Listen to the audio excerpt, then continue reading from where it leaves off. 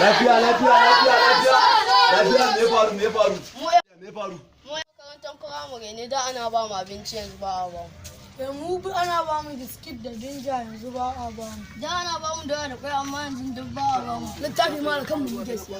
Mu ma da kanmu muke siya. Ɗayan makaranta an ce. San me nake so da ku yanzu? Kwantar da hankalin insha Allah komai zai zo cikin sauki. Insha Allah duk matsalolin ku ya kusan karewa.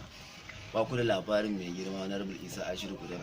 Muna da shi. To insha Allah ku sa a ran shi zai zama gwamnan jihar Kaduna. In Allah ya. Insha Allah kai me kace ba a baku?